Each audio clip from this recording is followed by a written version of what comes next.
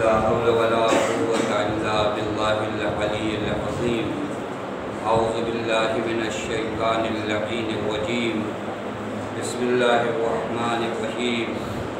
الحمد لله الذي علا في توحده ودنا في تفرده وجلى في شانه وعظم في أركانه وقهر جميع الخلق بقدوته وبرهانه والصلاة والسلام على أشرف الأنبياء والمرسلين حبيب إله العالمين مولا ومولى الثقلين جد الحسن والحسين مولانا أبي القاسم محمد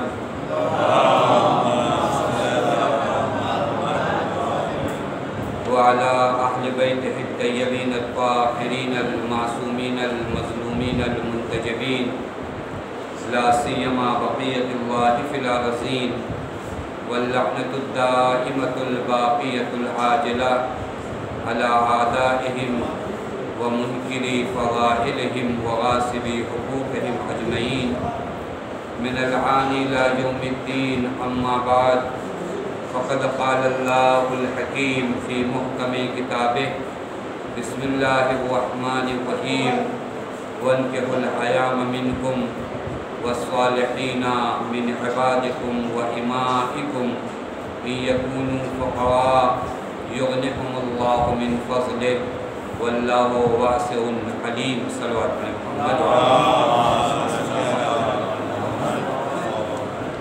پروردگار عالم کا لاکھ لاکھ شکر ہے کہ اس معبود نے ہمیں اور آپ کو اس دینی جلسے اور نشست میں حاضر ہونے کی توفیق عنایت کی، کیونکہ ساری توفیقات خدا کی جانب سے ہوتی ہے، وگرنہ ہم جیسے گنہگار بندے اس طرح کے جلسے میں یوں حاضر نہیں ہوتے، مگر یہ کہ پروردگار عالم ایک خاص توفیق دیتا ہے اور اس توفیق سے بہترین فائدہ اٹھانا یہ انسان کا ہنر ہے.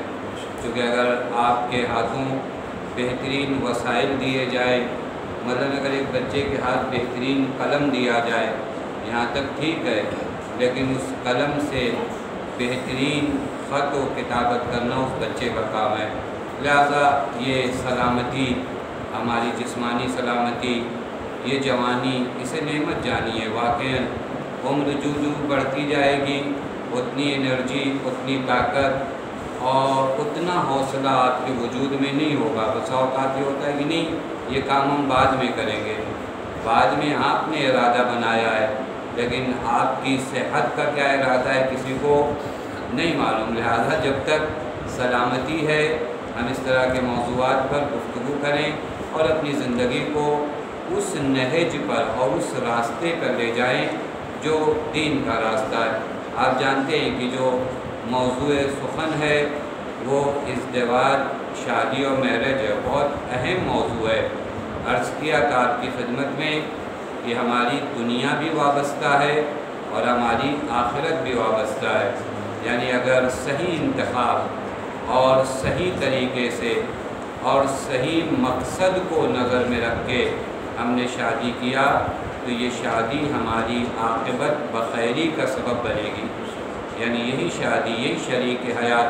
مثال دیا کہ کائنات میں حضرت امیر جن کی ذات خود کمالات کا ایک دریا ہے، فرماتے ہیں صدیقہ طاہرہ کے لیے کہ نعم العون علی طاعت اللہ، بہترین مددگار اطاعت خدا میں میری زوجہ جناب زہرا سلام اللہ علیہ.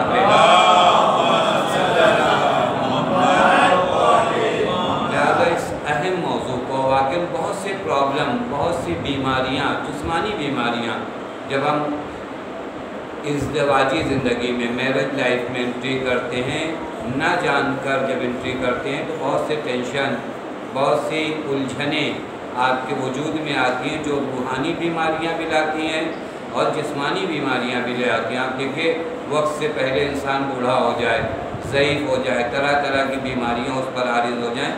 ذہنی کہیں مشکل ہے، بیجا کی توقعات کہیں ہمارے گھرانے میں ہے، بیجا کے ڈیمانڈز کہیں ہمارے گھرانے میں ہیں. لہٰذا اس اہم موضوع کے لیے پہلا سوال جو ہم لوگوں نے رکھا تھا وہ یہ کہ میں شادی کیوں کروں، یعنی کوئی ریزن ہونا چاہیے میرے پاس کہ میں یہ عمل انجام دے رہا ہوں، تو شادی کرنے کی وجہ کیا ہے، میرے اہداف کیا ہیں، میرے مقاصد کیا ہیں۔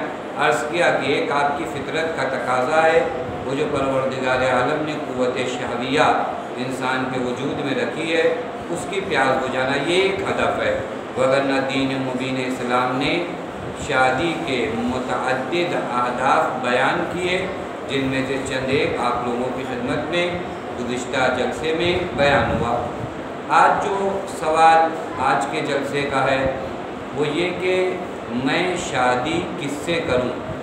ایک ہے میں شادی کب کروں، انشاءاللہ اس سوال کو بھی مکمل شاید آج نہ کر پائیں کہ میں شادی کس سے کروں۔ دین آیا میری رہنمائی کرتا ہے یا دین مجھے گائیڈ نہیں کرتا؟ دین اس مسئلے میں خاموش ہے کہ جاؤ جہاں تمہارا دل چاہے شادی کرو، یا نہیں، دین آپ کی رہنمائی کرتا ہے۔ دیکھیں دین تو آپ کی رہنمائی یہاں تک کرتا ہے، کہتا ہے کہ اگر پانی ہے اور ایک قطرہ خون اس میں گر گیا ہے تو دین کہتا ہے وہ پانی نہ پیو۔ اگر کھانا نجس ہو چکا ہے دین کہتا ہے وہ کھانا نہ کھاؤ۔ یعنی واقعاً آپ حیرت کریں گے کہ دین انسان کی زندگی کو کتنی باریکی سے دیکھتا ہے۔ حتیٰ آپ اگر مثلاً دشوئی جا رہے ہیں یا جو ہے ٹوائلٹ جا رہے ہیں تو دین آپ کو وہاں کے بھی احکام جو ہے معین کر کے بتاتا ہے کہ پہلے کون سا پیر لے جائیے، پھر کون سا پیر باہر نکالیے، اور پھر کہاں پہ پیشاب اور کس طرح، یعنی دین اتنی باریکی سے میری اور آپ کی زندگی کو دیکھ رہا ہے۔ تو شادی جو کہ میری زندگی کا ایک اہم مرحلہ ہے، آیا دین نے وہاں پر کچھ گائیڈ کیا ہے کہ میں اگر شادی کروں تو کس سے شادی کروں؟ یعنی انتخاب ہمسر ہمارے ہاں غالباً عورتوں کو کہا جاتا ہے، وگرنہ ہمسر جس طرح شوہر کے لیے بیوی ہمسر ہے، اسی طرح بیوی کے لیے شوہر ہمسر ہے۔ ہر دو ایک دوسرے کے کیا ہیں؟ ہمسر ہیں، یعنی زوج زوجہ کی ہمسر اور زوجہ زوج کی ہمسر، لہذا ہمسر انتخاب ہمسر۔ آیا میں کن چیزوں کو، کن معیارات کا خیال کروں؟ دیکھیں ہوتا ہے نا، آپ گھر خریدنے جاتے ہو تو وہاں پہ آپ کے کچھ انتخاب کے کچھ معیار ہوتے ہیں کہ میرا گھر سڑک سے اتنی دور ہو، وہاں پر یہ نہ ہو، یہ نہ ہو، گندگی نہ ہو، وہ نہ ہو۔ یعنی ایک گھر خریدنے آپ جاتے ہو تو اپنے انتخاب کی بنیاد پر جاتے ہو۔ حتیٰ ہمارے جوان آپ کالج میں جاتے ہو تو آپ اپنا سبجیکٹ جب انتخاب کرتے ہو اور طے کرتے ہو کہ میں میڈیکل کا طالب علم بنوں گا، میں سائنس کا بنوں گا، یہ انتخاب آپ کی زندگی میں اہم رول ادا کرتا ہے۔ کبھی کبھار ایسا ہوتا ہے کہ پتہ چلا سائنس میں میری کوئی انٹرسٹ نہیں ہے اور میں نے انتخاب کون سا کیا؟ سائنس کیا، پتہ چلا پھر اس کے بعد میں ناکام ہوا۔ اور یہ بھی ہمارے معاشرے میں ماں باپ کی جانب سے میں معافی کے ساتھ عرض کرتا ہوں کہ آپ تھوپیے نہ، اپنی رائے رکھیے، اپنی رائے کو، اپنے مشورے کو تھوپیے نہ۔ آپ بچے سے مشورہ لیجیے، بچہ اگر اس کالج میں اس مثلاً سبجیکٹ کو پڑھنا چاہتا ہے آپ اس کی نظر کو دیکھیے، آپ اس کو گائیڈ کریے، نہ یہ کہ میں نے چونکہ کہا ہے کہ آپ یہ سبجیکٹ پڑھو تب آپ پڑھو، تو جو فرما رہے ہیں، جبکہ یہ بہت اہم رول ہوتا ہے۔ یہاں پر بھی ہمارے یہاں کم توجہ ہوتی ہے ایجوکیشن میں کہ ایک بچہ جب سبجیکٹ کو انتخاب کر رہا ہو تو کون سا سبجیکٹ انتخاب کرے۔ حتیٰ اس سلسلے میں بھی ہمارے ہاں رائے مشورے نہیں ہوتے، جبکہ قوم کے بعض پڑھے لکھے افراد ہیں، ان سے ہم رائے مشورہ کر سکتے ہیں کہ بھائی ہم اس سبجیکٹ کو انتخاب کرنے جا رہے ہیں، اس سبجیکٹ کو انتخاب کرنے میں نقصانات کیا ہیں اور فائدے کیا ہیں، نقصانات اور فائدے دونوں کو کمپیئر کر کے اس کے بعد میں کیا کروں، انتخاب کروں۔ ہمارے یہاں پتہ نہیں کبھی کبھی استخارے کا چلن چلا ہے، بغیر مشورے کے ہم ہر کام میں کیا کرتے ہیں، استخارہ دے دیجیے مولانا۔ وہ مولانا جانتے نہیں کہ سائنس کا سبجیکٹ کیا ہے، میڈیکل سائنس کا سبجیکٹ کیا ہے، جغرافیہ کا سبجیکٹ کیا ہے، مولانا کو کیا پتہ۔ آپ متخصصین سے، وہ جو لوگ اسپیشلسٹ ہیں جنہوں نے قدم رکھا ہے اس راستے میں، پہلے ان سے مشورہ لیجیے۔ دین آپ جا کر علماء سے پوچھیے، پہلے قدم میں کہیں پر بھی آپ کو استخارہ کرنے کو نہیں کہتا ہے کہ پہلے مشورہ کرو، مشورہ کرنے کے بعد جب نتیجے پر نہ پہنچو تو جو فرمانے مشورہ کرنے کے بعد جب کسی نتیجے پہ نہ اب ایک دم کنفیوز ہو، اب اس کے بعد تمہارے پاس کوئی چارہ نہیں ہے تو آؤ استخارہ دیکھو، ہمارا پہلا قدم ہوتا ہے۔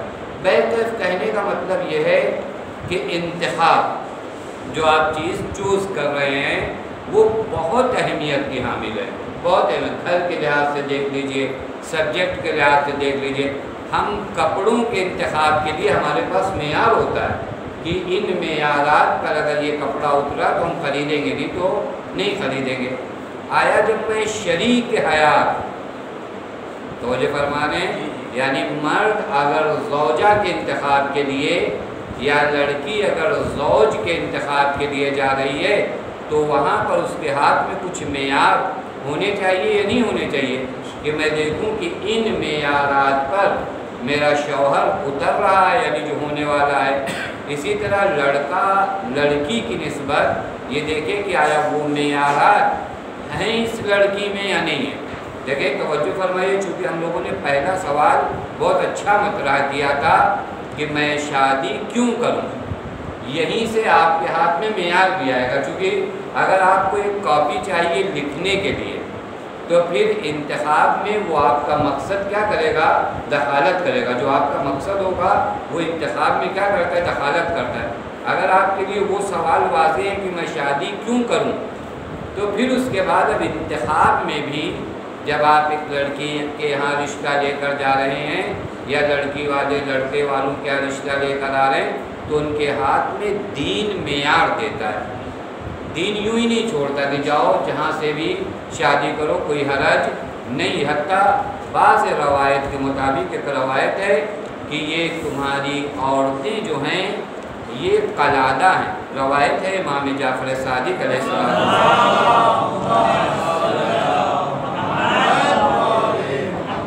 امام فرماتے ہیں کہ انما الامرأۃ قلادۃ فانظر ما تتقلد۔ امام فرماتے ہیں یہ بیویاں نہیں ہیں، یہ تمہارے گلے کا ہار ہے، بس بہت دقت کرو کہ کیا پہن رہے ہو۔ دیکھیں وہ لوگ جو دین مبین اسلام پر آج اعتراض کرتے ہیں کہ دین میں عورت کو عزت نہیں دی گئی، مولا اس مقام پر کیا فرما رہے ہیں، تمہارے گردن کا ہار ہے، یعنی اس قدر تمہارے وجود کو مزین کرنے والی یہ خواتین ہیں۔ کہتے نہیں ہم لوگ اپنی آپسی مثال میں دیتے ہیں، کیا کریں اب آپ کو گلے کا ہار بنا لیں، یعنی جب کوئی بہت قیمتی چیز ہوتی ہے تو اس کو کیا کہتے ہیں، گلے کا ہار۔ امام تعبیر کر رہے ہیں کہ خواتین تمہارے یہاں ایسا نہیں کہ بیکورڈ لوگ ہیں کہ نہیں جہاں چاہو چھوڑ دو، نہیں، گلے کا ہار ہیں۔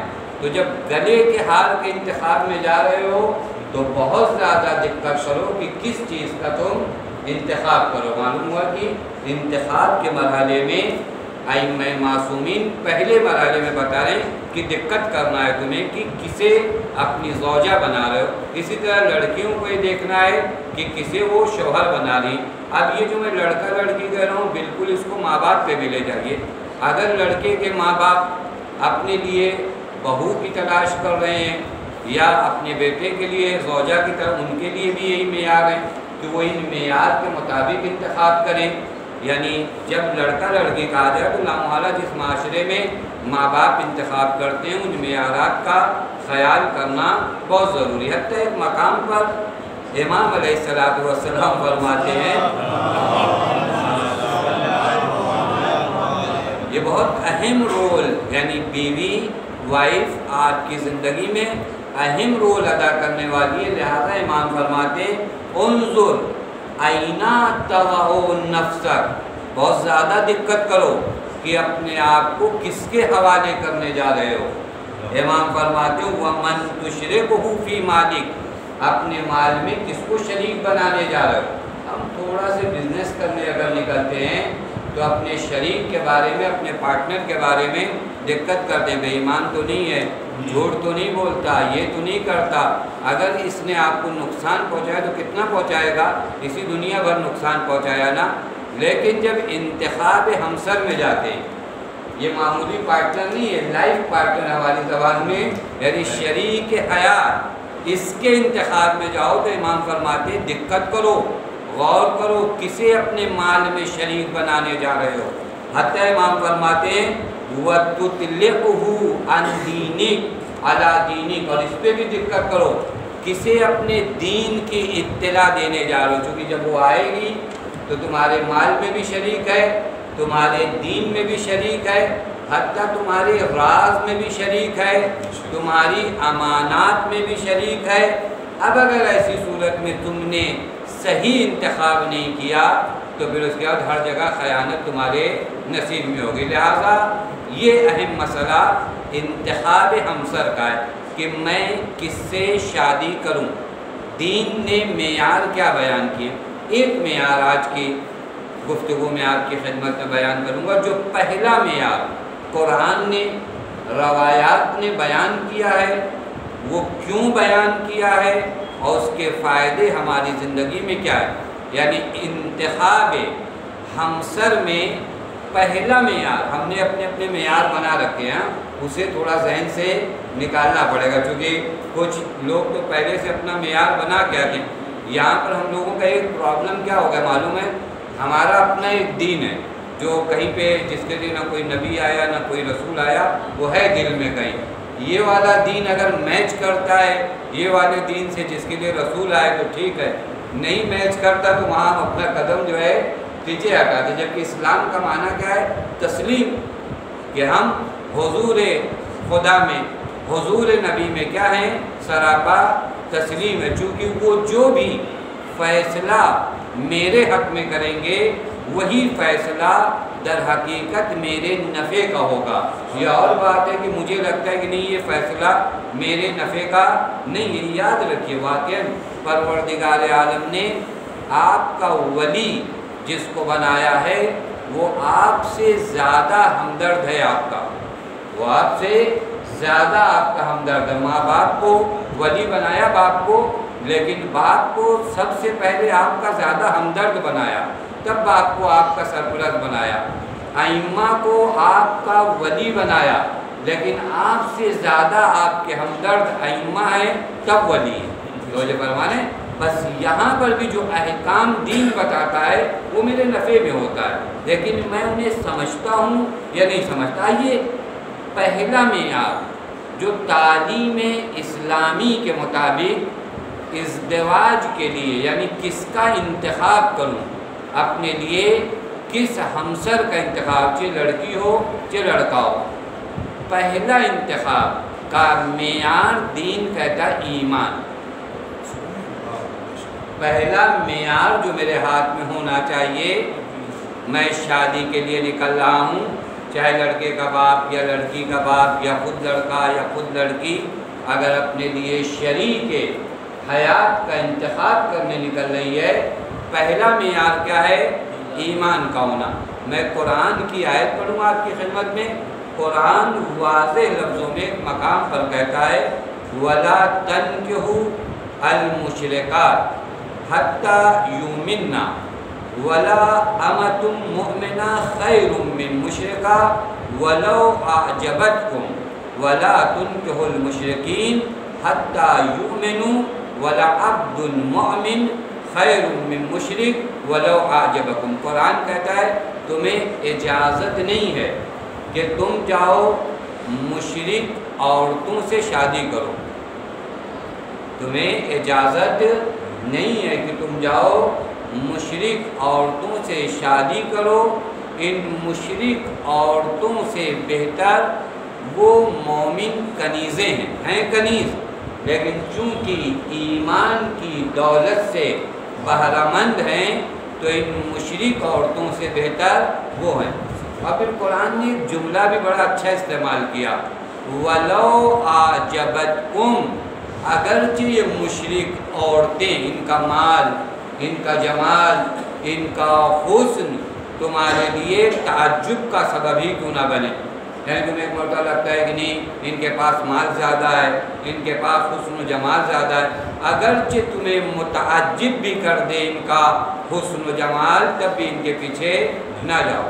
دوسری طرف سے عورتوں سے بھی قرآن یہی کہتا ہے کہ تم عورتیں مشرکوں سے شادی نہ کرو، ان مشرکوں سے بہتر وہ غلام ہیں جو ایمان کی دولت سے بہرہ مند ہیں، ان سے شادی کرو، اگرچہ ان مشرکوں کا مال، پاور، ان کی طاقت، ان کا منصب اپنی زبان میں کہیں تمہیں متحیر کیے ہوئے ہے، حیرت میں ڈال دے، تب بھی نہ جاؤ۔ بس اگر اس آیے کریمہ کے رخ سے دیکھیے تو پہلی شرط ایمان کیا ہے؟ انتخاب ہمسر کے لیے۔ کیوں؟ وجہ کیا ہے معلوم ہے؟ قرآن نے ریزن بھی بتایا، کیونکہ ہم آپ اس دنیا کے لیے تو نہیں خلق ہوئے نا صرف، یہ دنیا دیکھیں وہ نظریے بڑے فرق کرتے ہیں، جس نظریے کے تحت میں زندگی گزارتا ہوں، کیونکہ ہم لوگوں کا کبھی نظریہ یہ بن جاتا ہے کہ یہی دنیا جو ہے ہماری منزل ہے، اس کے بعد کوئی دنیا نہیں ہے۔ اگر ایسی زندگی گزار رہے ہیں تو پھر یہ باتیں تھوڑا کم سمجھ میں آتی ہیں، لیکن جب میں اپنی زندگی کو اس طرح دیکھوں جس طرح قرآن و حدیث مجھے دکھانا چاہتے ہیں، تو معلوم ہے کہ یہ دنیا جو ہے وسیلہ تھی ایک دوسرے عالم تک پہنچنے کے لیے۔ قرآن اسی ریزن کو نقل کر رہا ہے، کیوں نہ کرو مشرک عورتوں سے شادی، مسلمان نہ کریں، اور مسلمان عورتیں مشرک مردوں سے شادی نہ کریں۔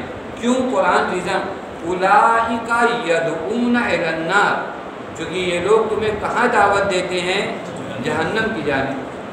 توجہ فرمائیں، اولئک یدعون الی النار، یہ لوگ تمہیں جہنم کی جانب دعوت دیتے ہیں، جبکہ خدا کا کام کیا ہے؟ واللہ یدعو الی الجنۃ والمغفرۃ باذنہ، اللہ چاہے تو تمہیں جنت میں لے جانا۔ معلوم ہوا کہ زوج کا یا زوجہ، یہیں سے بھی تو استفادہ ہو سکتا ہے نا، زوج و زوجہ کا ایک کردار یہ ہے کہ یہ آپ کو جہنم تک بھی لے جا سکتے ہیں، یعنی آپ کے ایمان میں اس قدر دخالت ہے۔ لہذا اس پہلی شرط پر بہت غور کیجئے کہ انتخاب ہمسر میں، کیونکہ ایک ساتھ دیکھیں اس میں کوئی تکلف کی بات نہیں، ایک ساتھ ایک عمر تک ہمیں زندگی گزارنا ہے اسی زوجہ کے ساتھ، یا زوجہ ہے تو اس کو اپنے شوہر کے ساتھ۔ ہوتا کیا ہے؟ اگر ایمان کی دولت آپ دیکھ لیجیے، واقعاً ابھی میں وہ فوائد درس کروں گا کہ ایمان کی دولت اگر ہو کسی گھر میں تو اس گھر میں کیا حسن و جمال ہوتا ہے، اس گھر کی کیا خوبیاں ہوتی ہیں۔ کیونکہ ہمارے یہاں بعض چیزوں کو تو ہم ویلیو دیتے ہیں، ہم کہتے ہیں صوفہ اگر اچھے ماڈل کا ہے تو گھر اچھا لگتا ہے، یہ اے سی ہو، یہ ساری چیزیں، یہ مادی چیزوں کی جانب ہم نے کیا کیا ہے؟ اپنے ذہن کو لے جا کے رکھا، جبکہ آپ کو معلوم ہے ہو سکتا ہے کہ چٹائی پہ بیٹھے ہوں میاں بیوی، لیکن ایمان کی دولت سے مالا مال ہوں تو خوش ہیں، لیکن ہو سکتا ہے ایمان جس گھر میں نہ ہو وہاں اے سی ہو، لیکن اس کے بعد حالات جو ہے قسم پرسی کے ہوں۔ لہٰذا یہ دولت ایمان جو ہماری زندگی کے لیے بہت اہم ہے، بہت اہم، کیونکہ خود ایک مقام پر یہ امام نے انگیزے بتائے ہیں، کبھی کوئی شادی کے کیا ہوتے ہیں جو آپ کے اندر سے کس ریزن پہ آپ شادی کرتے ہیں۔ امام فرماتے ہیں بعض لوگ جو جمال و مال کے لیے شادی کرتے ہیں پھر انہیں انہی حد تک محدود کر دیا جاتا ہے، انہیں کیا کیا جاتا ہے؟ اسی حد تک محدود۔ حتیٰ بعض مقامات پر تو پیغمبر کی ایک روایت ہے کہ اگر کوئی جمال کے لیے، حسن کے لیے یا مال کے لیے شادی کرتا ہے تو وہ انسان وہ نہیں دیکھ پائے گا جو اس کا مقصد تھا، لیکن اگر کوئی ایمان کی بنیاد پر شادی کرتا ہے تو پروردگار عالم اس طفیل میں اسے مال سے بھی نوازے گا اور جمال سے بھی نوازے گا۔ لہذا ہم اور آپ اپنے اس اہم رول میں، یعنی واقعی یہ سب سے اہم شرط جو ایمان کے، انشاءاللہ اور شرائط میں آپ کی خدمت میں عرض کروں گا، لیکن یہ شرط جس کے بارے میں بہت زیادہ دقت کی ضرورت ہے اور ہمارے یہاں سب سے کم جو چیز خیال ہوتی ہے وہ یہ ابتدائی شادی میں اگر مجھے معلوم ہو کہ میں شادی کرنے جا رہا ہوں یہ شرط اول ہے۔ لہذا اب جب میں ایمان کو معیار مانتا ہوں تو پھر بے ایمانی اس شادی میں کہیں نظر نہیں آئے گی۔ اور حتیٰ بعض مقامات پر ہم لوگ کیا کرتے ہیں، ابھی انشاءاللہ اگر آئندہ جلسے میں وقت رہا تو عرض کروں گا کہ ہوتا کیا ہے، بعض وہ اسلامی شرائط کسی لڑکے میں یا لڑکی میں پوری، اور یہ بھی یہاں ذہن میں رکھے گا. اب ایسا نہیں کہ مولانا بتا دیے ایمان کو وہ آخری درجے کی مومنہ کی تلاش میں آپ جائیے گا اور لڑکیاں جو آخری درجے کے مومن نہیں، حد اقل ایمان ہونا چاہیے. ہم لوگ ملائکہ کی تلاش میں نہ رہیں اپنے لیے. تو وہ جو فرما رہے ہیں اس میں بھی ایک پرابلم ہوتا ہے. کبھی کبھی ہوتا ہے لڑکی نماز شب پڑھتی نہیں پڑھتی، وہ جانے دیجیے نماز شب اللہ تعالیٰ نے اس کے اوپر واجب نہیں کیا. اس طرح کی کنڈیشن بھی ہمیں نہیں. لڑکا نماز شب پڑھتے نہیں جانے. یہ وہ شرائط ہیں جو آپ کو رکھنے کا حق نہیں. حتی بعض مقامات پر ایسے لوگوں کی نفی ہوئی ہے. ایک مقام پر پیغمبر اکرم ارشاد فرماتے ہیں کہ اذا جاءکم من ترضون خلقہ ودینہ فزوجوہ. اگر تمہارے لڑکی کے لیے کوئی ایسا رشتہ آئے جو لڑکا اس کے اخلاق اور اس کے دین سے تم راضی ہو تو فزوجوہ، تو اب کیا کرو، شادی کر دو. یعنی دین اور اخلاق اگر اس بچے کا صحیح ہے تو تم کو کیا کرنا، شادی کر دینا. اب یہاں پر امام فرماتے ہیں، پیغمبر فرماتے ہیں کہ اگر تم نے یہ کام نہیں کیا اللہ تفعلوہ، اب اگر تم نے کیا کیا، تم نے اپنی کنڈیشن رکھنا شروع کی، نہیں یہ ہونا چاہیے، یہ ہونا چاہیے، یہ ہونا چاہیے، تو امام فرماتے تکن فتنۃ فی الارض و فساد کبیر. اب اگر تم نے ایسے لڑکوں کو رد کیا اور لوٹا دیا اور ان کا رشتہ ٹھکرا دیا تو ہوگا کیا، روئے زمین پر فساد کبیر آئے. کیسے ہوتا ہے یہ؟ جب ہم نارمل، چونکہ میں نے شاید ابتدا میں آپ کی خدمت میں عرض کیا تھا، شادی کو دین نے بڑی سادگی سے بیان کیا تھا، اور اس سادگی سے اگر آپ دیکھیں تو شادی کوئی ہیڈک نہیں رہ جاتا. جس طرح دین نے بیان کیا تھا اس لحاظ سے شادی میں اتنی تکلفات کی ضرورت نہیں تھی. ہم لوگوں نے، میں نے عرض کیا، جہاں پر بھی دین نے مدار بنایا نا، ہم جب دین کے مدار سے خارج ہوئے، شروع میں ہم کو احساس نہیں ہوا.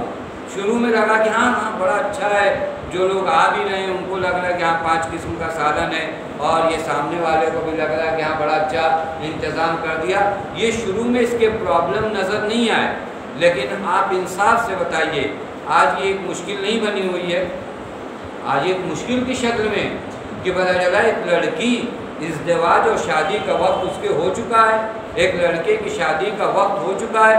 اس کے بعد اب وہ شادی کی تیاری میں 1 سال کیا کر رہا ہے، گیپ کر رہا ہے کہ نہیں ابھی کچھ پیسے جمع ہو جائیں تاکہ وہ والا ہال بک کر سکوں، کچھ پیسے جمع ہو جائیں تاکہ وہ والا کھانا بنوا سکوں، کچھ پیسے جمع ہو جائیں تاکہ جہیز میں وہ انتظام. آپ کو معلوم ہے یہ جو انتظار کر رہا ہے، اگر یہ حرمت میں پڑا اور یہ کار حرام میں مبتلا ہوا تو اس کا ذمہ دار یہ سماج نہیں ہے جس نے اس طرح کی خاص کنڈیشن بنا رکھی ہے. یہ سماج ذمہ دار ہے کہ اس نے اس طرح کی کنڈیشن بنائی کہ ان لوگوں نے انتظار کیا اور اس انتظار کے مرحلے میں وہ گناہ کے خوف میں اور گناہ کے مرحلے میں گئے. لہٰذا دین اگر کہتا ہے کہ اگر اخلاق سے کسی کے راضی ہو اور اس کے دین سے تم راضی ہو تو پھر اس کے بعد شادی کر دو. اب الگ سے کنڈیشن نہ لگاؤ کہ نہیں آپ اول وقت نماز میں نہیں آتے، آپ صفیہ ہو. یہ میں سیدھی سادھی شرطیں بتا رہا ہوں، ہاں ایسی کوئی شرط ہوتی نہیں ہے. اور شرطیں ہوتی کہ آپ کی جاب کہاں ہے اور کس کمپنی میں کام کرتے ہو اور آپ کی سیلری ابھی اتنی ہو جائے، اتنی کم ہے، یا اسی طرف سے لڑکی کی جانب سے ڈیمانڈ ہوتے ہیں. یہ وہ چیزیں ہیں جسے دین نے نہیں بتایا، یہ وہ چیزیں جسے دین نے نہیں بتایا. یہاں سے جب ہم ہٹے اور ہماری توقعات بڑھی بے جا کی تو مسئلہ کہاں آ کر پھنسا معلوم ہے؟ مسئلہ حرمت تک آ کر پھنسا، بات حرام تک پہنچ گئی. یعنی ہم نے بعض اپنی خواہشوں کو پورا کرنے کے لیے وادی حرام میں قدم رکھ دیا. اب جب، اور سب سے بڑی طاقت یاد رکھے گا، میں اپنے جوانوں سے اپنے دوستوں سے عرض کروں، تمہارے پاس سب سے بڑی طاقت تمہاری پاک دامنی اور تمہاری عفت ہے. اس عفت اور پاک، چونکہ عفت اور پاک دامنی جب آتی تو لوگوں کا تصور صنف نسواں کی طرف جاتا ہے کہ پاک دامن جو ہے عورت کا ہونا ضروری ہے، مرد کا پاک دامن ہونا ضروری ہے. یہ سوچتے ہی نہیں. مرد لوگ تو سوچتے ہم کون سے، ہم تو پاک دامن پیدا ہوئے تھے اور پاک دامن نہیں. پاک دامنی آپ کے لیے حتیٰ معلوم ہے، میں آپ کو ایک حدیث سناؤں. امام علی علیہ السلام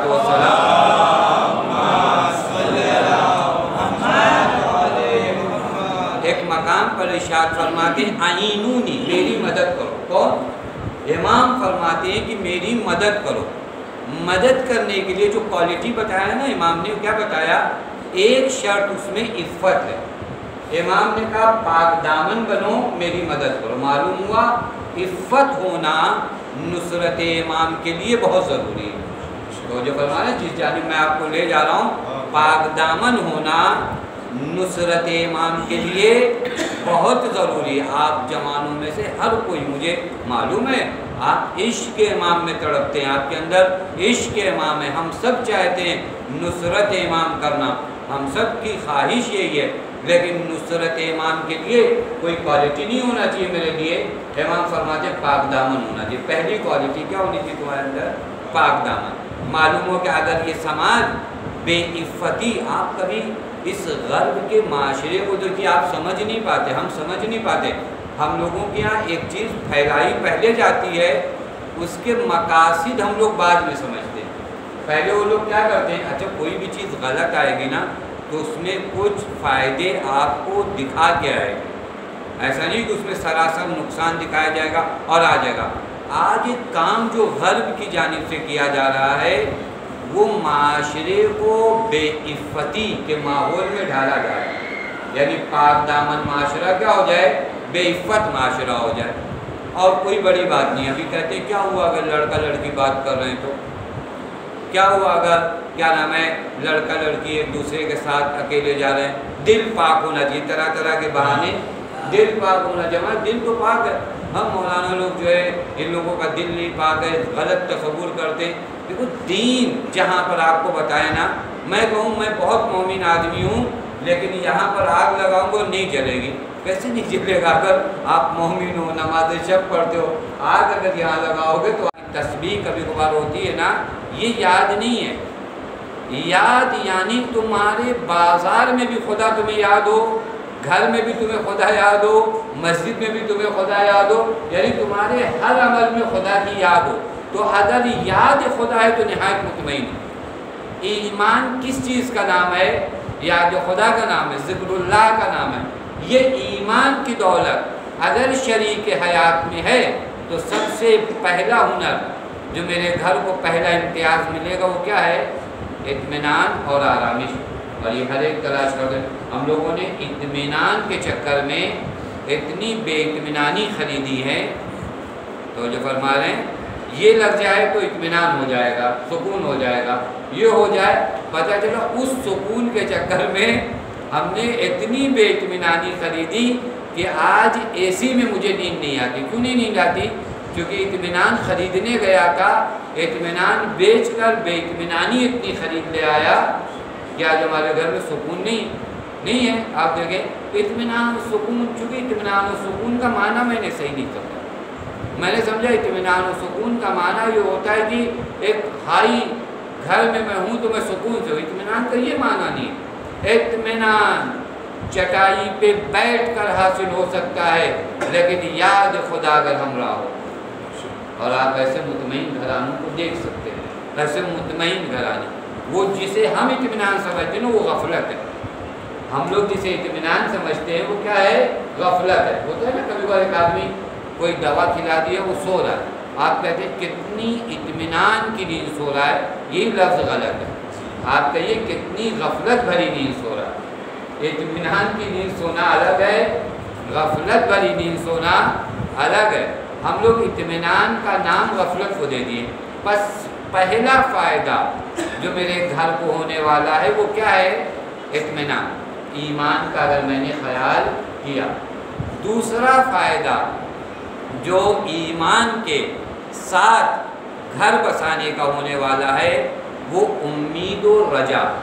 ये बहुत बड़ी दौलत है। देखिए वो लोग जिनके पास दौलत ईमान नहीं है, खुदा पर ईमान नहीं रखते, रसूल पर ईमान नहीं रखते, अइम्मा पर ईमान नहीं रखते, उस शरीक हयात को अगर लड़कियों ने इंतखाब किया या लड़कों ने इंतखाब किया तो घर में नाउम्मीदी आती है। क्या आती है?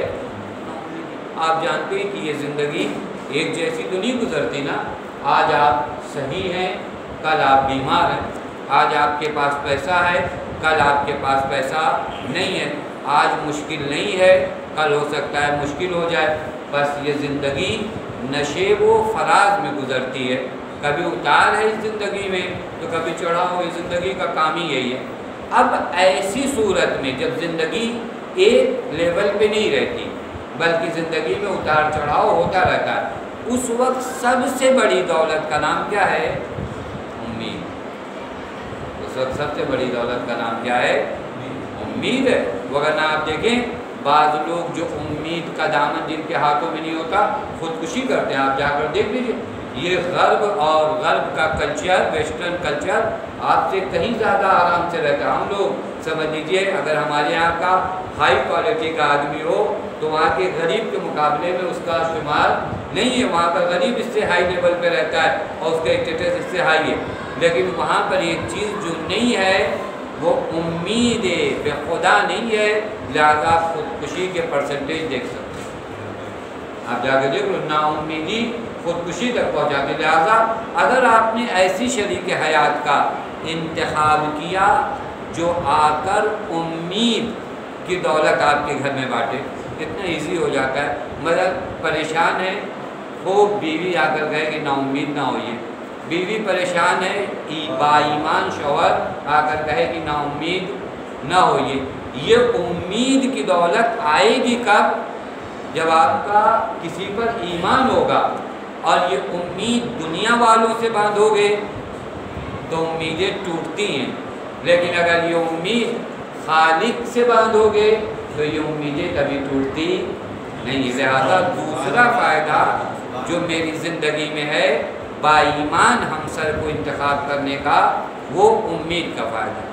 تیسرا فائدہ وہ بھی بہت اہم ہے، ایک لفظ ہے، پتہ نہیں اگر آپ لوگوں میں سے کسی کو اس لفظ کا ترجمہ ہو تو مدد کریے گا۔ یہ سنخیت کا ہونا۔ سنخیت یعنی کیا؟ دو چیزوں میں کچھ چیزیں میچ ہونی چاہیے۔ مثال دوں تو شاید اور آسان ہو جائے۔ یہ گردن جو آپ کے، یہ سر جو ہے آپ کی گردن پہ رکھا ہوا ہے، یہ کبھی آپ کے اوپر بوجھ نہیں بنتا۔ کبھی بوجھ بنتا ہے؟ یہ سر کبھی بوجھ بنتا ہے آپ کے اس کے اوپر؟ نہیں بنتا۔ کیوں نہیں بنتا معلوم؟ ایک وجہ کیا ہے کہ یہ دونوں ہم سنخ ہیں، کیونکہ بدن جس چیزوں سے مل کر بنا ہے انہی چیزوں سے مل کر یہ میرا سر بھی انہی میٹیریل سے بنا ہے، دونوں سنخیت ہے، لہذا ایک بوجھ نہیں آتا۔ لیکن 1 کلو شکر آپ میرے سر پہ لا کے رکھیے، وہ فوراً میرے لیے کیا ہوتا ہے، کچھ دیر کے بعد میں مچلنے لگوں کہ بھائی اٹھا لو، ہو گیا 15 منٹ ہو گیا۔ کہا کیوں یہ پرابلم آپ کو آیا؟ کہا وہ سنخیت نہیں تھی، شکر الگ سنخ کی ہے، میری گردن الگ سنخ کی ہے، یہ دونوں آپس میں میچ نہیں کرتے، لہذا میرے لیے پرابلم ایجاد کر رہا ہے۔ سمجھیے گا میں جس جانب آپ کو لے جانا چاہ رہا ہوں، یہ مثال دیا تاکہ آپ لوگ قریب آ سکیں اور سمجھ سکیں میں کیا کہنا چاہ رہا ہوں۔ ایمان اگر ہمسر میں ہو، زوجہ اور زوج ہر دو با ایمان، تو ایسے دو لوگوں کا ایک گھر میں رہنا آسان ہو جائے گا، چونکہ ہم سنخ ہیں، وہ بھی سنخ ایمان سے ہے اور یہ بھی سنخ ایمان سے، لہٰذا یہاں پر کوئی کسی کے اوپر بوجھ نہیں ہے۔ لیکن اگر ایک ایماندار ہو اور دوسرا بے ایمان، بے ایمان ہم لوگوں کے معنی میں نہیں، بے ایمان یعنی ایمان بے خدا نہ ہو، ایسے دو لوگ کتنی دیر ساتھ رہ سکتے ہیں؟ نہیں رہ سکتے، چونکہ کوئی چیز میچ نہیں کرتی، اب آپ کو کھلے گا۔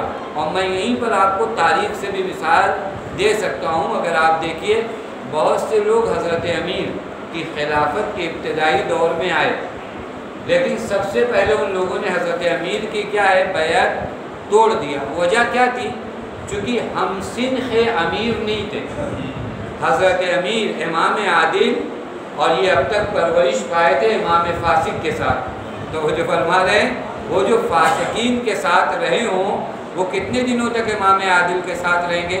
میں شاید کبھی مثال دیا تھا کہ اگر کوئی آدمی جس کا دل روڈ پر لگتا ہو، زیادہ چوراہے پہ زیادہ لگتا ہو، آپ اس کو زبردستی اگر 1 آدھ گھنٹہ مسجد میں رکھیے نا، سب سے بڑا عذاب بیچارے کے لیے یہی ہے، جو سوچے گا کہ یہ مجلس ختم کیوں نہیں ہو رہی ہے، یہ مولانا کو کیا ہو گیا ہے، اتنا کوئی تقریر کرتا ہے، عجیب ہے، उसी आदमी को आप जाकर देखेंगे मजलिस के बाद कि वो 2 घंटे तक रोड पर खड़ा।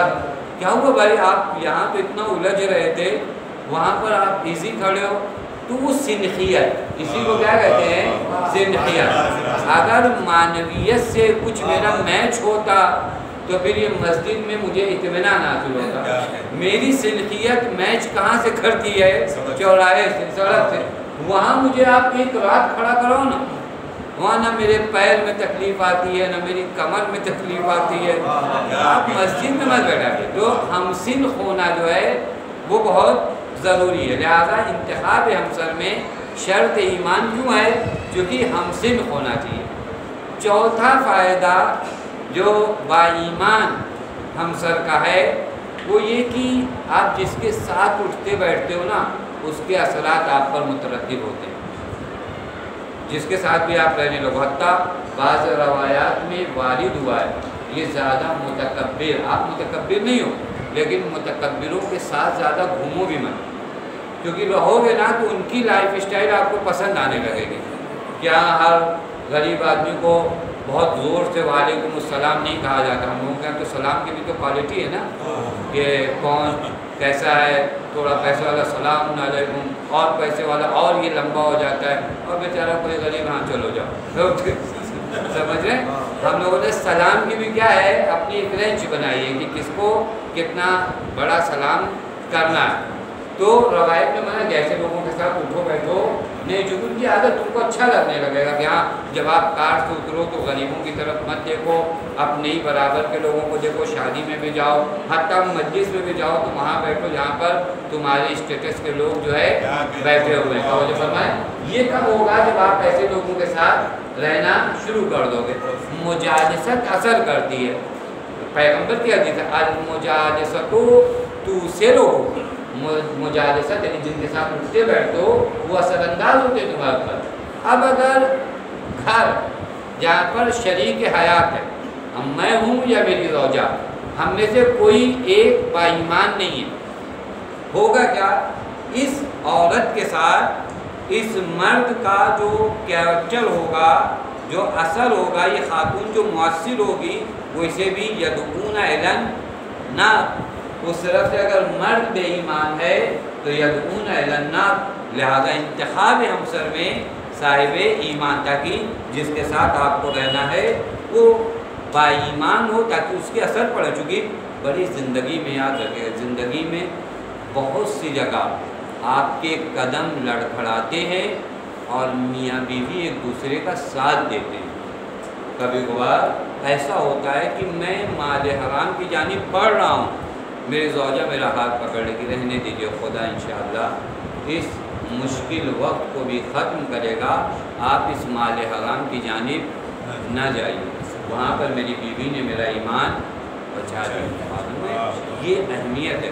कभी कभार बहुत ज़्यादा होता है, ये बहुत होता है। मैं अपने भाइयों से, मैं बहुत छोटा हूँ लेकिन कुछ बातें फ़कत आपसे शेयर करता हूँ। वो ये कि देखिए कभी कभार क्या होता है, हम आप जो है खुदा इम्तिहान लेता है, खुदा इम्तिहान लेता है। इम्तिहान के लिए पैदा किए गए, ये तय करिए कि इम्तिहान देने आए, तो कभी आपके साथ ऐसा पेश आएगा और आया होगा कि पता चला आपको जो तनख्वाह मिली ना वो 15 दिन अभी नहीं हुआ और ये तनख्वाह ख़त्म होने वाली है। आपने इतना पूरा एवरेज निकाला कि 20वें दिन ये तनख्वाह क्या हो जाएगी, ख़त्म, ये आपका एक जो है एवरेज निकल गया। अब यहाँ पर आप फिक्र में हो कि वो 10 दिन जो महीने का बचा है वो क्या करूँगा, कैसे करूँगा, क्या मसला हल होगा। अब ये आपके इम्तिहान का मरहला था, यहीं पर आपने अपनी चाराजोई करना शुरू की कि मैं ये कर दूँ, अच्छा चलूँ फला जगह से सूद का पैसा मिल रहा है ले लूँ, फला जगह से। ये आपने इम्तिहान में नाकामी का सबूत दिया। खुदा इम्तिहान ले रहा है, थोड़ा सख्त, और इम्तिहान तो इजी तो नहीं दिया जाता ना। आप कहेंगे नहीं नहीं हमारा ऐसा कैसे इम्तिहान कि आप जो है 15 दिन का खर्च बचा है और जो है क्या नाम है 5 ही दिन का खर्च हमारे पास मौजूद है, ये कौन सा इम्तिहान। तो इम्तिहान ऐसे ही होता है। इम्तिहान AC में बैठा के किसी का नहीं होता कि नहीं आप रिलैक्स हो और अच्छे मूड में हो, पैसा दे दिया अब आपका इम्तिहान ले रहे, नहीं। यहाँ पर आपका इम्तिहान इसी, यहाँ देखना है कि आप माल हराम की जानिब जा रहे हो या नहीं। यहाँ ये खातून आपकी मदद करेगी, यहाँ ये खातून जो मोमिना होगी वो आपकी मदद करेगी कि नहीं। हम گھر چلا لیں گے اور دیکھا جائے گا، اللہ بڑا۔ وہ تمام باتیں میں نے آپ کی خدمت میں عرض کیا، امید دلائے گی آپ کو کہ نہیں گھبرانے کی بات نہیں، خدا بڑا ہے، ائمہ سے توسل کریں گے، ہم کیوں مال حرام کی جانب جائیں۔ اور یاد رکھیے گا، اگر بندہ چاہ لے کہ وہ مال حرام نہیں کھائے گا تو خدا اسے مال حلال ضرور عطا کرے گا۔ ہم اپنے ارادے توڑتے ہیں، ہم اپنے ارادے توڑتے ہیں تو پھر بعد میں کہتے ہیں آپ کیا کرتے، آپ کیا کرتے کیا؟ آپ نے خدا کی قدرت دیکھی کہاں؟ خدا جو دریاؤں میں رہنے والے جانوروں کو رزق پہنچاتا ہے، اپنے بندوں کو حکم دے رہا ہے کہ تم حلال کھاؤ، اور حلال رزق آپ کو نہیں پہنچائے گا۔ اب اس کے لیے بھی سسٹم ہے، اب وہ حلال رزق آپ کے مسلح پہ آنے والا نہیں ہے۔ ہاں یہ بھی ہے، کبھی ہمارا رزق جو ہوگا آئے گا، ہم دکان کھولنے 12 بجے جائیں گے۔ کیوں آپ 12 بجے جائیں گے؟ ساری دنیا اگر صبح جا رہی ہے تو آپ کو بھی صبح دیکھا جائے گا، چلو اس سال بھی چھٹی کر دیتے ہیں۔ یہ کبھی کبھار ہمارے بچوں کے لیے اور جوانوں کے لیے نہیں، 2 دن آفس نہیں جائیں گے، دیکھا جائے گا، خدا مالک ہے۔ وہ خدا مالک ہے، کہہ رہا سسٹم سے کام کرو۔ تو جو خدا نے کہیں آپ کو یہ نہیں کہا کہ آپ اپنی ڈسپلن خراب کر کے کام کرو، نہیں۔ اگر آپ ہو مسلمان اور خدا پہ ایمان رکھتے ہو تو تمہارے ایمان کا سب سے بڑا ثبوت تمہارا نظم و ضبط، تمہاری ڈسپلن ہے۔ یہ کس نے آپ کو بتا دیا کہ آپ بے نظمی زندگی گزارو؟ لہٰذا یہ فائدہ، اور ایک فائدہ وہ یہ کہ ایک گھر میں ایک دولت چاہیے، دولت وفاداری۔ میاں بیوی ایک دوسرے کی نسبت کیا ہوں؟ وفادار۔ وفاداری کا مطلب کیا ہوتا ہے؟ ہم کسی کو بے وفا کب کہتے ہیں؟ جب مشکل وقت میں ہمارا ساتھ چھوڑ دے، تو ہی کہتے ہیں کہ کیا ہے؟ بے وفا ہے۔ خوب اگر ایمان کی دولت کے ساتھ اگر میں نے اپنا گھر بسایا تو ایمان سب سے اہم چیز جو سکھاتا ہے وہ وفا سکھاتا ہے۔ خدا کے ساتھ وفا، رسول کے ساتھ وفا، امام کے ساتھ وفا، اپنے شوہر کے ساتھ وفا، اپنے بچوں کے ساتھ با وفا، اپنے پڑوسیوں کے ساتھ وفا۔ لہٰذا یہ ایمان کی دولت میرے گھر میں کیا لائے گی؟ وفاداری لائے گی۔ اور ایک سب سے اہم فائدہ جو ایمان کا ہے وہ تربیت ایمانی۔ اگر گھر میں نے ایک ایسی ہمسر کا انتخاب کیا جو ایمان کی دولت نہیں رکھتی تو یہ میرے بچوں کی تربیت کس ماحول میں ہوگی؟ آپ ماں کی تربیت کے آثار کو جانتے ہیں نا۔ گھر میں آپ کتنی دیر رہتے ہو؟ گھر میں گئے آپ، ہو سکتا ہے باہر بامبے میں رہنے والے ان کی اپنے بچوں سے بھی 2-3 دن بعد ملاقات ہوتی ہو۔ اتنا لیٹ یہ بیچارے آفس سے آتے ہیں کہ بچے سو گئے، اور جب یہ صبح اٹھے اور جانے لگے تو پتہ چلا بچے پھر سوتے ہوئے ملے، اور پھر سنڈے کے دن جا کر ان کی ملاقات ہوئی۔ بس یہ بچے جو امانت ہیں آپ کی، اس کی تربیت کہاں ہونا چاہیے؟ سایہ ایمان میں ہونا چاہیے۔ یہ سایہ ایمان میں ان بچوں کی تربیت کب ہوگی؟ جب میں نے شادی کرتے وقت اپنی زوجہ میں جو اہم کنڈیشن دیکھا ہوتا وہ ایمان کی دیکھا ہوتا۔ لہذا اصل تربیت ایمانی ہمارے بچوں میں ضروری ہے۔ پھر اس کے بعد اور بھی فوائد ہیں۔ ایک فائدہ جو ہمارے گھروں میں کم ہے اور بہت سی مشکلات ہمارے یہاں آئی ہیں، وہ دولت قناعت کا نہ ہونا۔ ہمارے یہاں کا پرابلم کیا معلوم ہے؟ قناعت نہیں ہے۔ ہم سب حریص ہوئے ہیں، کس جانب بڑھ رہے ہیں؟ ہمارے معاشرے میں جو پرابلم آ رہا ہے کہ جانب قناعت ایک سب سے بڑی دولت ہے۔ یہ آپ کو بے نیاز کون بنائے گی؟ قناعت بنائے گی، یعنی جو ہے آپ اس پہ شکر کیجیے۔ یہ کون بیوی کر سکتی ہے؟ جو با ایمان ہے، وگرنہ وہ بیوی جو ایمان کی دولت سے مالا مال نہیں ہے، وہ ہر لمحہ آپ کو ٹوکے گی۔ ارے ابھی ہمارے گھر کا فریج جو ہے اسی ماڈل کا، ان کے گھر میں جو ہے دیکھیے کیسے ماڈل کا فریج آ گیا ہے، ان کے گھر کیسی الماری آ گئی ہے، ان کے یہاں کیسا ڈیکور ہو رہا ہے۔ یہ قناعت نہ ہونا، اور قناعت نہ ہونے کی وجہ سے معلوم ہے کیا ہوتا ہے؟ یہ شوہر مال حرام کی جانب جاتا ہے۔ اگر عورتیں گھر میں یہ کہہ دیں کہ جو ہیں ہم اس پر راضی ہیں، لیکن آپ ایک معاہدہ کریے، بات چیزیں گھر میں شرط ہونا چاہیے، ایگریمنٹ ہونا چاہیے۔ زوجہ زوج سے کہے کہ دیکھو جو کچھ گھر ہے میں اس پہ راضی ہوں، لیکن آپ ایک وعدہ کریے کہ کبھی گھر میں مال حرام نہ لگے۔ گھر کتنا خوبصورت ہے۔ میں کیوں اپنے بچے کو مال حرام کھلاؤں؟ آپ سے میں کہتی ہوں کہ آپ مال حرام نہ لے آئیے۔ یہ قناعت کی دولت انسان کو بڑا سکون عطا کرتی ہے۔ آپ دیکھ لیجیے جو لوگ کانے نہیں ہیں اور بڑے عجیب ہیں، ہمارے یہاں بعض فضائل جو ہے نا ان کے ملتے جلتے جو چیزیں ہیں، ایک طرف قناعت ہے، دوسری طرف بخل ہے۔ بخل سے منع ہے، قناعت کا حکم ہے۔ یہ دونوں کو کبھی ملائیے گا کہ قناعت کا حکم ہے اور بخل سے کیا ہے؟ کنجوسی سے منع کیا۔ قناعت کا مطلب یہ نہیں کہ اب سب کچھ کر لو، اور آپ دیکھیے واقعہ انسان نہ دین کا رہ جاتا ہے نہ دنیا کا رہ جاتا ہے، حرص مال میں یہاں کام یہاں کام یہاں کام یہاں کام، پتہ چلا نہ وہ اپنے رشتہ داروں سے ملاقات کرتا ہے، نہ اپنے بھائیوں سے ملتا ہے، نہ دین کا کام کرتا ہے، نہ مسجدوں میں آتا ہے، چونکہ اس کو مال کی دوڑ میں لگا ہوا ہے۔ معلوم ہے کہ ایک گھر اگر قناعت کی دولت سے ہوتا تو اپنے بچوں کو بھی وقت دیتا، اپنے رشتہ داروں کو بھی وقت دیتا اور خدا کے حضور میں حاضری بھی دیتا۔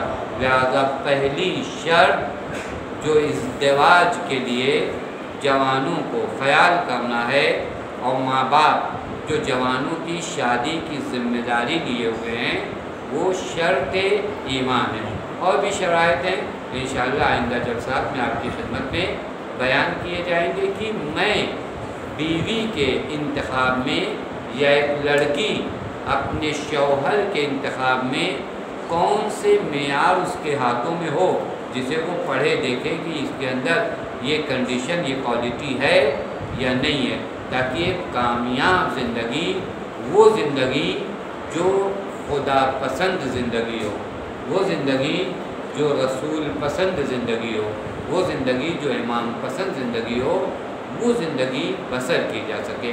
آپ دیکھ لیجئے بیت صدیقہ طاہرہ میں دنیاوی وسائل سب سے کم ہیں، لیکن اطمینان کی اس حد پر ہے کہ قرآن کا فی بیوت اذن اللہ ان ترفع ویذکر فیہ اسمہ، بعض گھر ایسے ہیں کہ جن کی بلندی کا اعلان خدا کرتا ہے، اور وہ گھر صدیقہ طاہرہ کا ہے، جہاں دنیاوی فیسلٹیز کے لحاظ سے کچھ بھی نہیں ہے، لیکن اطمینان، قناعت اور یہ امید، یہ دولتیں بھری ہیں اس گھر سے جو دوسروں کو بانٹی جاتی ہیں۔ السلام علیکم ورحمۃ اللہ وبرکاتہ۔ تو ایک صلوات پڑھیں۔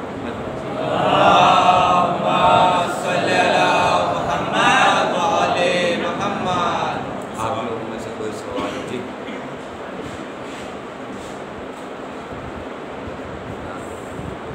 حضرت، جو ایمان کی شرط جو ہے شروعات کو اپنے ایمان کی شرط بہت اچھی شرط ہے۔ آج کل جو معاشرے کے اندر ہم جس معاشرے میں رہتے ہیں یہاں تو ہر کاسٹ کے لوگ رہتے ہیں، جی آپ کو جانتے ہیں سب ہیں، میں کافر کفار بھی ہیں، مشرکین بھی ہیں۔ تو نوجوانوں میں ایک جو ٹرینڈ چل چکا ہے کہ انٹر کاسٹ میرج، تو اس میں تو اکثر ایسا ہوتا ہے کہ وہ دوسرے کاسٹ کی لڑکیوں کو نہیں کراتے ہیں اپنے گھر میں اور اس کو کلمہ پڑھا کے مسلمان بنا دیا، تو کیا وہ باایمان ہوگی؟ جی اگر اس نے کلمہ پڑھا، دیکھیے یہ بہت اچھا سوال ہے، ہمارے یہاں آج کل رائج بھی، میں مائک سے بولوں تاکہ یہ سوال اور لوگ بھی سن لیں۔ کبھی ہم غیر مذہب میں شادی کرتے ہیں، ایک مرتبہ یہ ہے کہ ہم اسے کلمہ پڑھا کر لاتے ہیں، تو یہ ایک کار خیر، یہ الدال علی الخیر، ہم نے نیکی پر کیا کیا ہے، اس کی رہنمائی کیا۔ بعض اوقات کیا ہے معلوم ہے، کہتے ہیں کہ زندگی گزارنا ہے، وہ اپنے مذہب پہ، ہم اپنے مذہب پہ، تو یہ فرمایا یہ مرحلہ غلط ہے، اس کی دین آپ کو اجازت نہیں دیتا۔ فوائد ایمان اسی لیے آپ کو گنائے ہم نے کہ اگر آپ سوچتے ہو کہ آپ اپنے دین پہ باقی رہو گے، وہ جن کے ساتھ آپ رہتے ہوں ان کے اثر آپ کے اوپر ہوں گے۔ یا کچھ فقہی سوال بھی ہیں جو انشاءاللہ میں اور شرائط بیان کروں گا تو آپ کی خدمت میں عرض کروں گا کہ آیا غیر مذہب میں شادی کی جا سکتی ہے یا نہیں کی جا سکتی؟ آیا غیر مذہب میں وہ لوگ جو اہل کتاب ہیں، جو کہ آپ جانتے ہیں کفار یا تو وہ حربی ہیں یا غیر حربی ہیں، پھر کچھ کتابی ہیں، کچھ غیر کتابی ہیں، پھر اس کے بعد مسلمانوں میں آپس میں شیعہ اہل سنت سے، اہل سنت شیعہ سے، یا اس طرح کے جو سوالات ہیں آپس میں شادی کر سکتے ہیں نہیں کر سکتے، وہ انشاءاللہ یہ شرائط ختم ہو تو میں آپ کی خدمت میں عرض کروں۔ لیکن یہ جو سوال ہے ان کا وہ یہ کہ اس نیت سے اگر یہ کام کیا جائے کہ میں مطلب سامنے والا راضی ہے کہ وہ ہمارے مطلب میں، تو اس وقت میں ایک کار خیر کا سبب بن رہا ہوں۔ لیکن یہاں پر بھی بہت سی چیزوں کا خیال ضروری ہے۔ کبھی کبھار آپ اس بنیاد پر، چونکہ ابھی ابتدائی عشق ہے، اس وجہ سے اس طرح کی چیزیں یہ اندھا بناتی ہیں انسان کو۔ ہمارے یہاں مشہور بھی ہے، کہتے ہیں عشق جو ہے اندھا بناتا ہے، وہ بھی عشق کے مجازی بھی جو ہے کیا ہے، اندھا بناتا ہے۔ تو ان تمام چیزوں کو دیکھیں، بعض چیزیں زندگی کے یہ وہ فیصلے نہیں ہیں۔ کبھی کبھار ہوتا ہے، جیسے آپ کو مثال میں نے شروع میں دیا، اگر آپ کرائے کا گھر لینے جاؤ نا، تو پھر یہ ہوتا ہے چلو اگر نیچے اس کے نالی بھی ہے تو 11 مہینہ برداشت کرنے کے بعد اگلے ایگریمنٹ میں ہم کیا کریں گے، ہٹ جائیں گے وہاں سے۔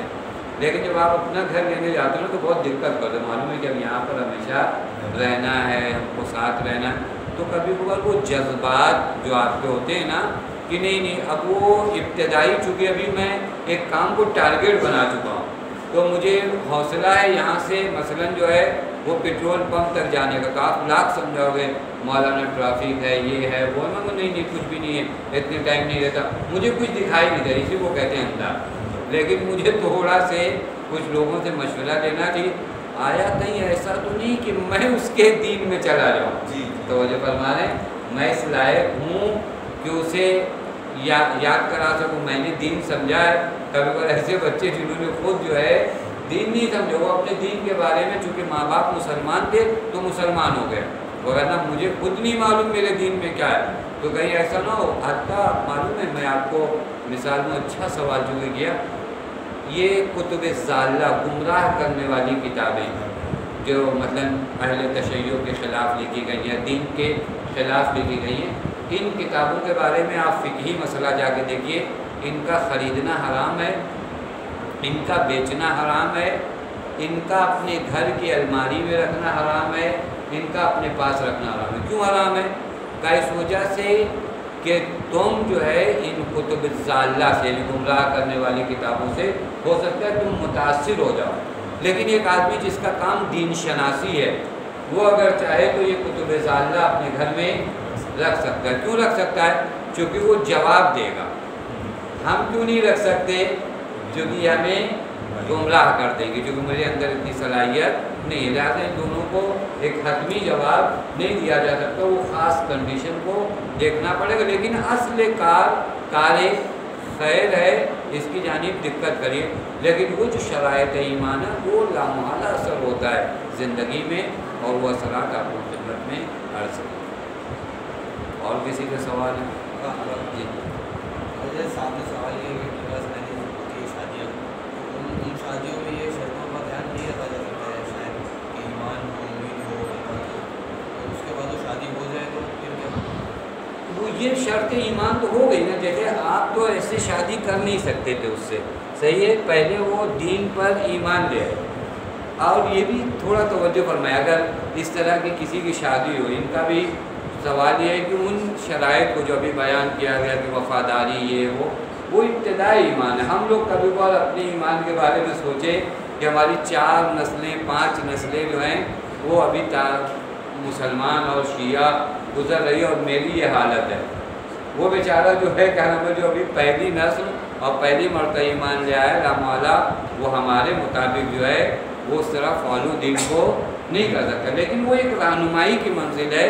اور یہ ابتدائی اسلام میں ہوا یہ کام کہ بعض مشرک عورتیں جو ایمان لائیں ان کی شادیاں صاحبان ایمان سے کرائی گئی۔ عرض کیا کہ ثواب جاریہ ہے، یہ الدال علی الخیر ہے۔ یہاں پر یہ کنڈیشن جو ہے کیا کریں گے، یہ ایمان، اصل ایمان رہنے دیجئے، پھر اس کے بعد تربیت ایمان، یہ دوسرا مرحلہ کیا ہوگا، تربیت ایمان۔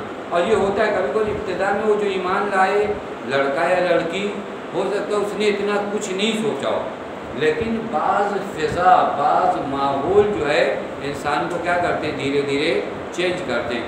بہت سے ایسے لوگوں کو ہم خود بذاتاً پہچانتے ہیں جو واقعی ابھی ایک نسل بھی ان کی دوسرے مذہب سے آئے ہوئے نہیں ہوئی، لیکن مجھ جیسے شیعہ سے بہت بہتر ہے۔ تو جو فرما رہے ہیں، لہذا امید اپنے علمی اس پہ بھی نہیں لگایا جائے، بعض الطاف الہیہ ہوتے ہیں، چونکہ اگر کوئی اتنا بڑا قدم اٹھایا تھا تو پھر خدا کا بھی اس کے اوپر خاص لطف و کرم ہے۔ اور سوال نہیں وَإِنَّ اللَّهَ وَمَلَائِكَتَهُ يُصَلُّونَ عَلَى النَّبِيِّ يَا أَيُّهَا الَّذِينَ آمَنُوا صَلُّوا عَلَيْهِ وَسَلِّمُوا تَسْلِيمًا اللهم صل على محمد وعلى محمد وعلى هدية الحق وأستعان محمد الحق وأستعان مجھے بیمار میں شفاء کامل عاجل عطا فرما وعلى هدية الحق وأستعان محمد الحق وأستعان مجھے پریشان کی پریشانیوں کو دور فرما وعلى هدية الحق وأستعان محمد الحق وأستعان ہمیں جو مقروض ان کے قرض کا ادا فرما ہمارے عقید الحق کا واسطہ علی محمد کے حق کا واسطہ ہماری اس نظر سے عبادت کو قبول فرما ہمارے عقید الحق کا واسطہ علی محمد کے حق کا واسطہ معبود ہمارے مظلومین کی مغفرت فرما ہمارے عقید الحق کا واسطہ علی محمد کے حق کا واسطہ ہمارے جو جوان ہیں جن کی شادیاں نہیں ان کی شادی کے اسباب فراہم فرما ہمارے عقید الحق کا واسطہ علی محمد کے حق کا واسطہ ان کے لیے نیک اور مومنہ ہمزد کو منتخب فرما ہمارے عقید الحق کا واسطہ علی محمد کے حق کا واسطہ معبود ہم سب کو حج و زیارات سے مشرف فرما ہمارے عقید الحق کا واسطہ علی محمد کے حق کا واسطہ معبود تجھے بی بی زینب سلام اللہ علیہ کا واسطہ والد سے عبد الصاف امام زمان کے ظہور میں تاجیل فرما امین کے عوام و سار